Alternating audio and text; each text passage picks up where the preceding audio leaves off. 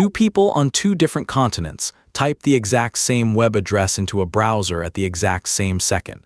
Neither one touches a login page, a menu, or a setting of any kind, and yet they land on two different servers. Today we find out why. Here's visitor A asking a browser for example.com a perfectly ordinary request, identical to millions of others happening right now around the world. And here's visitor B asking for the exact same domain name a moment later, same address typed, same question sent to the same system. Both questions arrive at the same zone file, but this one doesn't behave like the simple one-answer lookups we're used to. It holds not one address but three. Those three addresses point at three completely separate, identical servers, real machines, each fully capable of serving the whole website on its own.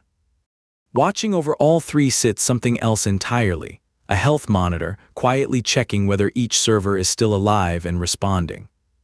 When a server ever stops answering, its address gets pulled from the list almost immediately. Visitors simply stop being sent there without any single outage announcement. One domain name, three honest answers, and a monitor keeping the list truthful. Let's follow both visitors and watch the whole system spread the load on its own. Take 1. Visitor A's browser asks the standard question, "What's the address for example.com?" Nothing about this request is special or different from any other DNS lookup happening at this moment. Seconds later, visitor B's browser asks the identical question, same domain, same kind of request, arriving at the same authoritative zone file that answers for this name. The zone file's entry for this name isn't a single line, though. It's a small ordered list holding three separate addresses under the same domain name, all considered equally valid answers. When visitor A's request is answered, the list simply returns its first entry, the address for server 1. Nothing more elaborate than that decides it, first in line, first handed out. For visitor B's request, moments later, the list has quietly rotated one position forward, so this time the first entry handed out is the address for server 2 instead. A third visitor arriving after that would be handed server 3, and a fourth would cycle all the way back around to server 1 again, a simple rotation, repeating endlessly. This technique has a plain name, round-robin DNS.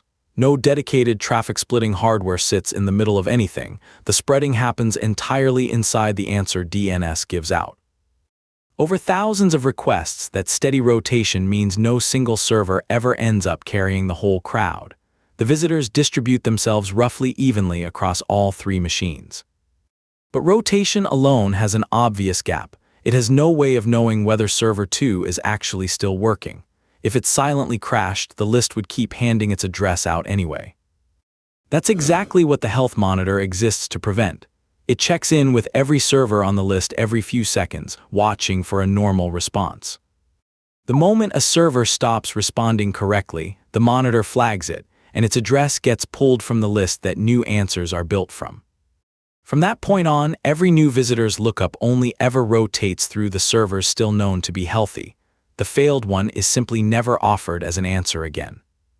Once the failed server recovers and starts responding normally again, the monitor notices, its address quietly rejoins the rotation, and the whole system is back to three real servers sharing the load behind one honest, rotating list.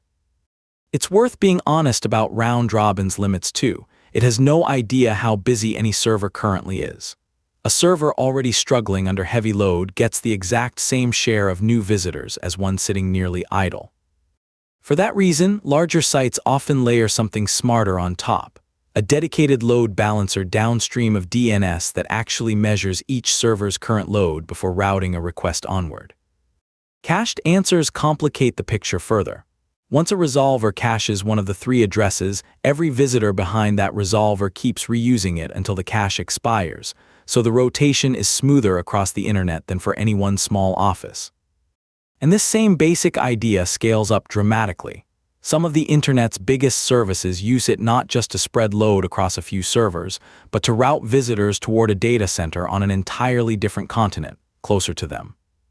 One domain name, three real servers behind it, a rotating list handing out a different honest answer each time, and a health monitor quietly keeping dead servers off that list. That's DNS spreading the load before a single packet even moves. Thanks for watching.